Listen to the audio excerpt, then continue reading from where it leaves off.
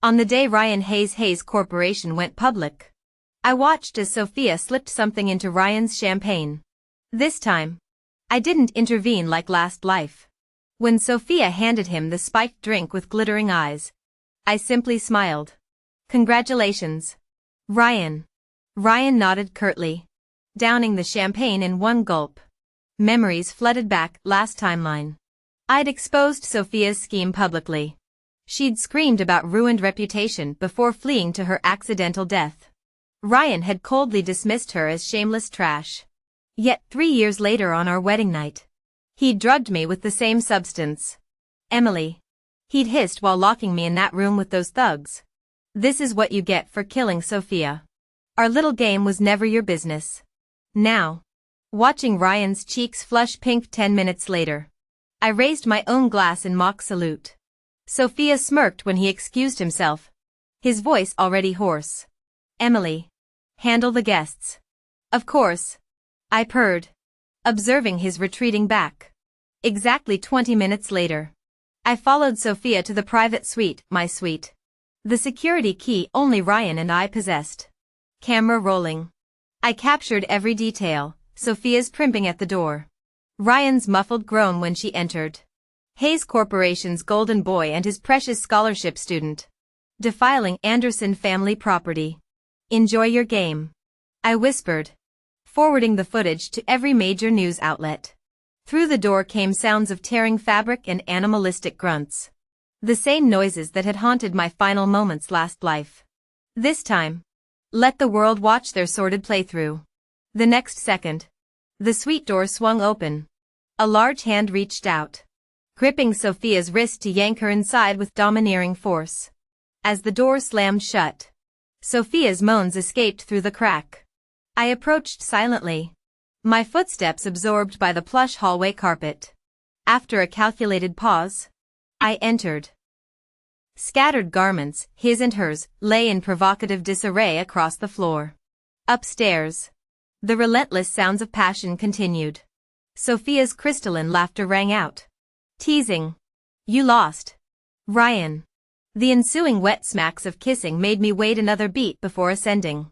Ryan was demanding Sophia call him daddy between groans. His usually immaculate hair now sweat-dampened and wild. I captured enough footage before exiting. Tomorrow, demolition crews would erase this suite's memory, just another remodeled hotel room. Downstairs, paparazzi swarmed outside for Ryan's IPO celebration. I motioned my assistant Joe closer. Get 3 reporters to my suite discreetly, I murmured. Joe, now Joe to me since her Yale days, nodded, executing with her trademark efficiency. Ryan's father intercepted me. Face stormy. Emily. We need to talk. Pretending confusion, I asked. Is something wrong? Mr. Hayes? Chaos erupted as Joe burst in. Perfectly timed. Emergency. Ryan and Sophia are trapped with journalists in your suite. The elder Hayes sputtered, torn between silencing Joe and shielding me. That idiot, he thundered. You'll have justice, Emily. Before storming off, I let my lower lip tremble slightly. Tycoons circled awkwardly, opting for backhanded praise. You've been Ryan's backbone for years, as if being called a rock compensated for public humiliation. When dragged before me, Ryan's post-coital flush clashed with his father's apoplectic rage. Apologize, the patriarch barked. Emily, Ryan's voice cracked, sweat gleaming at his temples. Let me explain. Now. His jaw clenched. For the man who'd soon be Wall Street's laughingstock, the IPO stud who couldn't zip up, this was rock bottom. The moguls watched, martinis hiding smirks. Ryan met my gaze. Desperate. Please forgive me. I glanced at his father. On cue, security hauled in a disheveled Sophia.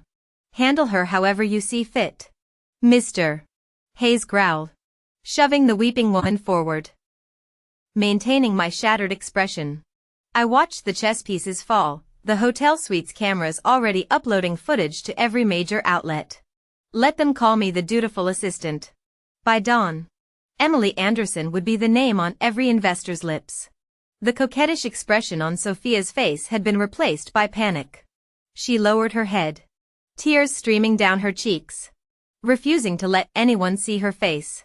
By now, she must have realized how utterly humiliating this situation was, though the realization came far too late. Ryan's heart ached for his beloved dad. He interjected. Sophia's a woman. You shouldn't embarrass her like this in front of. Shut your mouth. Mr. Hayes growled. Emily hasn't forgiven you yet. Ryan took a deep breath and approached me, reaching for my hand. I took a subtle step back. His dark eyes narrowed as he murmured. Emily, let's discuss this after the gala. The guests pretended sudden urgency to leave, though their poorly concealed curiosity lingered in the air. Were they sparing my dignity or Ryan's? My gaze swept between the star-crossed lovers before I smiled brightly. Since everyone's still here, why not bear witness? All movement ceased. Ryan's warning glare burned into me as I continued. If Ryan and Miss Martinez are truly in love, I'll step aside. Consider our engagement dissolved. Mr. Hayes sputtered protests about alliance obligations and family interests. But Ryan cut through the noise, torn between hope and suspicion. You mean that? Sophia stared in disbelief, clearly unprepared for my surrender. Truthfully, had they simply confessed their affair earlier, I'd have released Ryan without hesitation. But they'd chosen deception, Ryan clinging to my family's resources while indulging his mistress, proving himself nothing but a self-serving opportunist. My previous life's tragic end flashed before me. While Sophia deserved scorn for her role, only Ryan warranted true condemnation. If your love is genuine, I repeated calmly, I relinquish all claims. Mr. Hayes invoked corporate mergers and stock implications. But Ryan's attention had shifted between us like a metronome. Emily, I apologize. I laughed sharply. Calling this true love was my final courtesy. Did you truly think I'd tolerate public humiliation? My smile turned glacial. The Anderson-Hayes alliance ends tonight. Do cherish your prize? Ryan. As I exited, my parents followed without objection, their silent endorsement more damning than any outburst. By sacrificing this merger, our family declared war through withdrawal, exposing Ryan as the lust-driven fool who shattered billion-dollar prospects. Dawn found Ryan waiting in our foyer. From the staircase, I watched him fidget beneath my parents' disdain, mother sipping coffee with Arctic poise, father's newspaper crackling with disapproval. Emily, he began hoarsely after an hour's strained silence. I came to apologize. My mother's eyebrow arched. Ms. Martinez's lover has been here since sunrise. Darling. The formal address stung like a slap. I settled across from him. All civility. Yes. Ryan's jaw worked. I'm sorry. Each syllable cost him dearly. I waited, letting the emptiness between us swell. Some apologies arrive far too late to matter. He must be feeling so wronged. I walked over and settled onto the couch, eyeing him lazily. Didn't I make myself perfectly clear at your family's IPO celebration gala yesterday? Ryan. Our engagement is off. The Anderson and Hayes families will no longer collaborate. Ryan drew a sharp breath. Because of Sophia and me? Even with your parents present, I simply made a mistake any man could make. Is this level of dramatics necessary? You'd throw away generations of partnership over this? I arched an eyebrow. So you're willing to sacrifice your beloved Sophia for business interests? Ryan's words caught as he inhaled deeply, voice turning icy. I've apologized. Emily. Stop this childish behavior. My father cleared his throat, setting aside his newspaper. The usually easygoing man radiated quiet authority. Ryan. First, acknowledge this wrongdoing originated entirely from you. Second, even if our daughter wished to continue this farce, her mother and I would never permit it. He nodded approvingly at me. We're quite satisfied with how Emily's handled this situation. Seeing my parents' united front, Ryan knew the battle was lost. Fine. Have it your way. He turned sharply, throwing over his shoulder, don't come crawling back. Emily. His exit slammed the final nail into last night's scandal, caught cheating during his own company's IPO celebration. Hayes Corporation stock had plummeted 18% by market close. Shareholders and family members alike were demanding answers. Just as I wondered how Ryan planned damage control, Sophia surfaced with a tearful press conference. Camera-ready and expertly crafted no-makeup. She choked out her script, Mr. Hayes funded my education for years. Instead of gratitude, I drugged him on his company's most important night. A perfectly timed sob. After torturous reflection, I confessed their love was real. I destroyed what Emily and Ryan shared. Her 90-degree bow could have won Olympic gold in performative remorse. I nearly applauded. Quite the sacrifice for her golden ticket. Moments after the video circulated, Joe entered my office. CEO. Sophia's in the lobby. Demanding to see you. Did you mention my schedule's full? Joe's brow furrowed. 3 times. She's planted by reception like stubborn ivy. After consideration, I nodded. Send her up. Why entertain this? Joe protested. I wondered if Sophia had willingly become Ryan's sacrificial lamb or been coerced. Or perhaps, what if she wants to switch teams? My enemy remained Ryan. Allies were welcome. When Sophia strutted in, she didn't wait for invitation. Her gaze swept my corner office before landing triumphantly on me. Saw my apology video, Emily? I inclined my head. You're laughing inside, aren't you? She preened without waiting for reply. Temporary humiliation. Ryan promised marriage after I clean his mess. Soon I'll be Mrs. Hayes. Her brittle smirk couldn't mask the insecurity beneath. Winners make sacrifices. Clearly, I've won. The desperation reeked of bargain bin perfume. I felt pity, not hatred. Why insert yourself where you didn't belong? Ever consider my perspective? Sophia shrugged. All faux innocence. Love isn't wrong. Why should I care about you? Fair enough. I smiled. Now I won't either. Sophia furrowed her brows defensively. What do you mean? I pulled out my phone, located last night's recording, and hit send with a friendly smile.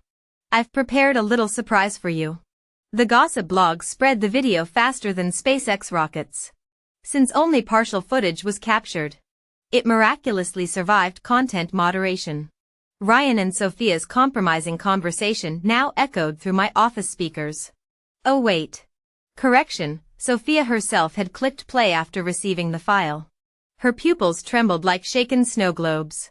How could you do this? Emily. You're a woman too. How could you leak this? I tilted my head in mock sympathy. Now you remember we share a gender? Let's revisit my earlier question, care to answer this time? Tears of rage spilled down her cheeks.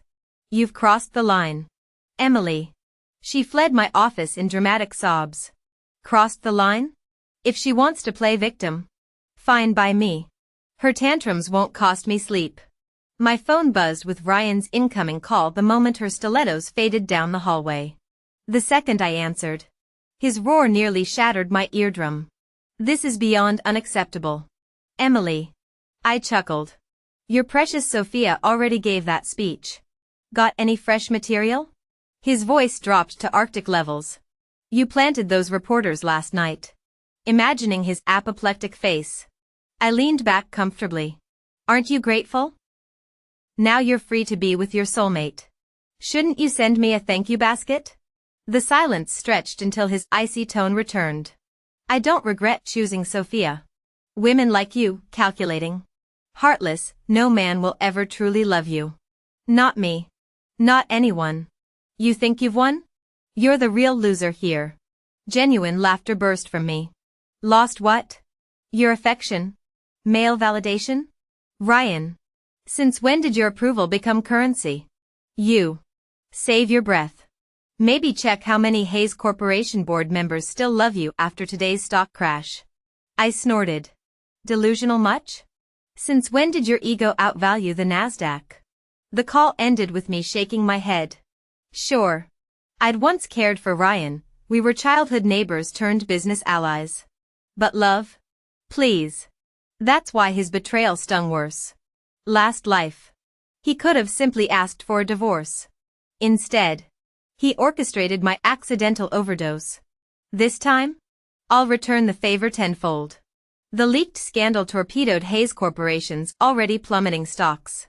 At dawn, Joe's text lit up my screen, a photo of the Hayes headquarters blazing with lights at 4 a.m. Behold, the all-nighter special. Her message read. I facepalmed with a grin. Poor Hayes employees. Especially PR teams probably mainlining Red Bull by the gallon. What brilliant spin would they concoct? By 9 a.m. Hayes Corporation dropped their bombshell press release, official confirmation of Ryan and Sophia's relationship. Ryan's personal account followed suit, vowing to overcome all obstacles for true love. Sophia launched a tearful live stream, mascara streaking her cheeks in calculated perfection. The video was my doing. She sniffled. Ryan scolded me for self-sabotage. Said he'll protect me forever. This proves our love's worth fighting for. Her gaze turned beatific. Love flows like water. Right? Ryan's river just found its ocean, me. To all young viewers, chase your heart's desire. No regrets. The comment section flooded with suspiciously poetic bots. Ryan's love isn't fluid, it's Sophia-shaped permanence. Real romance in our cynical era. Ugly crying emoji. Paid trolls couldn't have written cornier lines if they tried. I never believed in Cinderella stories. But seeing Ryan and Sophia bravely fight for their love made me a convert. Joanna scrolled through the comments in disbelief before finally muttering, are these people serious? I'm taking notes, their retirement homes better stock up on snake oil supplements. I thought the Hayes Group's PR team would have better damage control than this. This isn't even self-delusion anymore, it's full-on ostrich strategy. Predictably, their clumsy attempts only fueled the internet circus. Netizens couldn't care less about Ryan and Sophia's reputation. What should have blown over in days was gaining momentum, partly thanks to my efforts. The Hayes Group isn't the only one with paid trolls. Shareholders already disliked Ryan. But now they're ready to oust him. Joe's been grinning like a Cheshire cat all week. People will think I gave you a raise. I teased. She chuckled, well, an actual raise would be better. CEO. Latest update, Hayes Group's major investors are pressuring the family. Ryan's CEO position is hanging by a thread. Their second largest shareholder Robert has been waiting to install his son Ethan. Perfect opportunity to bury Ryan for good. I'd always recognized Robert's ambitions, even warned Ryan about it before. Now it seems the Fitzgeralds and I will be allies. Set up a meeting with Mr. Fitzgerald. Joe returned minutes later. He accepted immediately, probably worried competitors might snatch this opportunity. Scheduled for 7:30 p.m. at his private wine cellar. I straightened in my chair, seems we hold the leverage here. At 7:30 sharp. I entered the Fitzgerald wine cellar. Instead of Robert. His son Ethan stood swirling a glass of Burgundy. Try my vintage. He offered. I ignored the outstretched glass. Meeting his gaze. Ethan swirled the wine teasingly, humor me with feedback. My laugh held zero warmth. If the Fitzgeralds want cooperation, bring actual bargaining chips. Sending pretty boys? Not your strong suit. Ethan's smirk widened. Miss Emily's tongue remains sharp as ever. I set my Birkin on the mahogany table, since your father sent you. Let's cut the crap. I'll secure your succession, for 7% equity. God knows I've got enough arm candy without needing Fitzgerald boys. Low laughter rumbled from Ethan as he settled opposite me. That appetite suits you. 5%. 7% or watch your hostile takeover fail. Ethan's eyes glinted as he pushed the wineglass forward. This time, I clinked glasses and drained it. We both knew better than to linger. The clock ticked toward discovery. Let the chess game begin. As soon as we got in the car, Joanna immediately shared good news, Mr. Fitzgerald. I've acquired a significant amount of Hayes Group's scattered shares. I nodded approvingly, mentally calculating my eventual stake. Though Ethan claimed I was overambitious. Truthfully, I knew my limits. Rome wasn't built in a day. And burning bridges now would ruin future partnerships. With the Fitzgeralds handling the heavy lifting, I could comfortably reap the benefits from the shadows. Days later, Hayes Group officially announced Ryan and Sophia's marriage registration. Their love story had become a performance they couldn't abandon mid-scene, not that they'd want to, given their current infatuation. Meanwhile, I'd strategically disappeared from public view, perfecting my role as the wronged party in this love triangle. Surprisingly, my absence only fueled public fascination. Society's elite scandals never fail to entertain, after all. High society's dirty laundry makes the juiciest spectacle. Online reactions ranged from exasperated to hilarious. Female netizens vented frowny face seriously? Emily just rolled over like that? She was so fierce releasing those videos. I crowned her my queen and she immediately fumbles. Wake up, Emily. Ditch the man and build your empire. We've got your back if you make a comeback. Being able to breathe makes a girl instantly more attractive. Well, except for Sophia. Male commentators weren't holding back either. Frowny face babe, I'll treat you right. You're my destiny. Stop thirsting over my future wife, y'all. Forget Ryan, adopt me instead, sis. Hashtag sugar baby application. Scrolling through these comments became my guilty pleasure stress reliever. Even mom asked during brunch, when's your grand return? Tomorrow night. I sorted through couture gowns in my walk-in closet. Can't keep supporters waiting too long, loyalty has expiration dates. The charity gala provided perfect re-entry timing. Spotting Ryan and Sophia there was expected, his possessive arm around her waist less so. Childish power play. I simply grabbed champagne and approached Mr. Wang from Chengda Enterprises, a former collaborator who distanced himself post-scandal. We should revisit that Hayes partnership, I suggested during our toast. Business thrives on mutual benefit. Wouldn't you agree? His chuckle confirmed the deal. After sufficient schmoozing, I moved through the crowd, only to constantly dodge the newlyweds' cringy PDA tour. The final straw came outside restrooms when Ryan cornered me solo. Know why I chose Sophia? He sneered.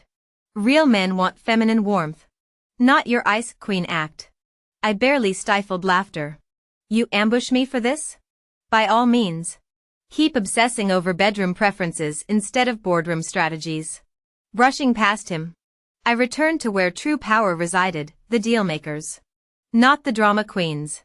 Ryan's voice rang out behind me, you want to partner with Chengda Enterprise? Emily. Chengda wants to work with Hayes Group. You're out of luck.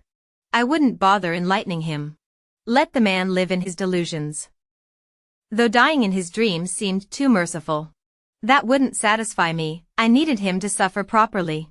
As Ryan finished speaking, Sophia swooped in. She approached with a smile that strained for elegance but reeked of affectation. Emily. I'm Mrs. Hayes now. Bet you're seething with hatred? Every woman in this city covets the title of Mrs. Hayes. Yet here I stand. I get why you all resent me. Her manicured nails tapped her champagne flute. But you must hate me most of all. Weren't you practically warming that position yourself before I arrived? Must be agony. She leaned closer.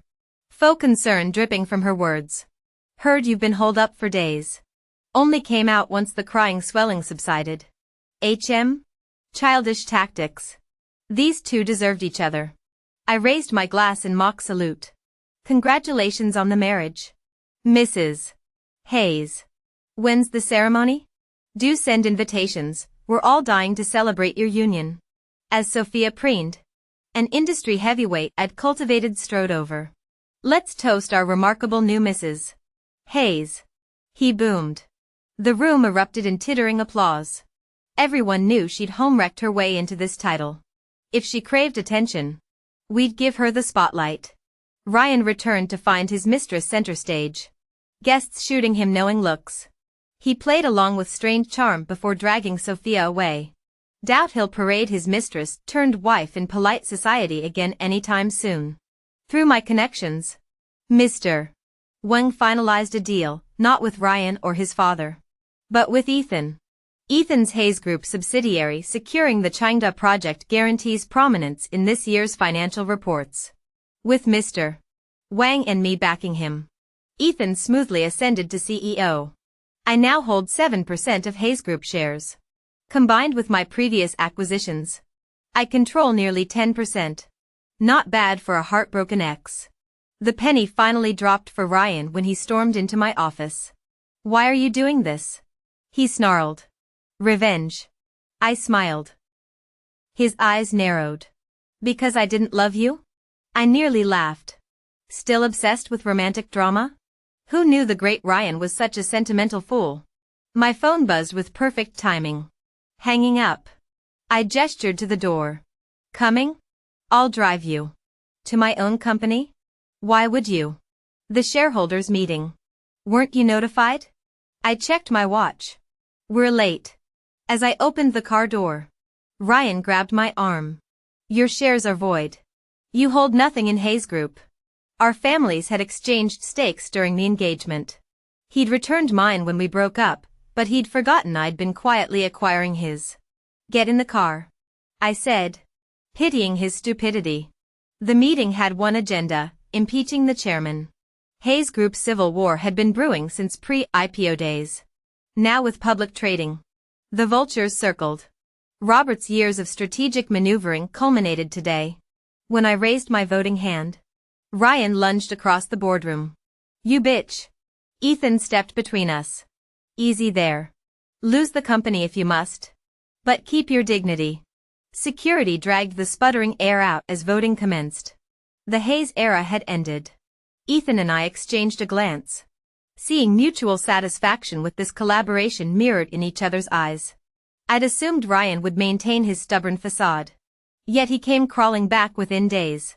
Though he'd clearly made efforts with his appearance, the hollowness in his eyes betrayed his exhaustion. "Emily," he began, voice cracking, "I'm here to make amends. My mistake was letting Sophia cloud my judgment, making me believe I cared for her. The truth is," his Adam's apple bobbed visibly, "you've always been the one. We grew up together. Built something real. Doesn't that count for anything? Give me another chance. Emily. I'm nothing without you." I let him finish his pathetic monologue before checking my watch.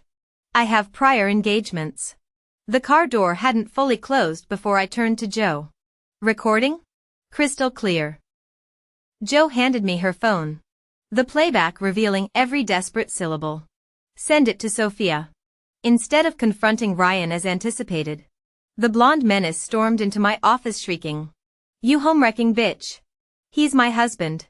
My composure slipped enough to roll my eyes. "You're clinging to a sinking ship. If I were you, I'd liquidate assets and file divorce papers before debt collectors come knocking." Sophia froze, realization dawning. She fled without another word, the first smart move she'd ever made. Yet Ryan refused to release his grip. Security footage later showed their parking garage showdown. "This is all your fault. You gold-digging whore." Ryan's palm connected with Sophia's cheek with a sickening crack. Their brawl devolved into hair-pulling chaos, the viral video sparking endless memes. Updates trickled in weeks later. Sophia had fled overseas with salvaged assets while Ryan pursued her abroad. "Overseas, you say?" I repeated when Ethan called with the news, tracing the Manhattan skyline from my penthouse. "Fascinating." The subsequent report came via encrypted channel. Ryan had been found deceased in Amsterdam, needle marks littering his arms, facial injuries mirroring my previous life's fatal wounds. Ethan's callback arrived within the hour. Wasn't that excessive?" "I've no idea what you mean," I replied sweetly, watching ant-like pedestrians 60 floors below. The world looked different from this altitude, manageable, malleable. And I intended to climb higher.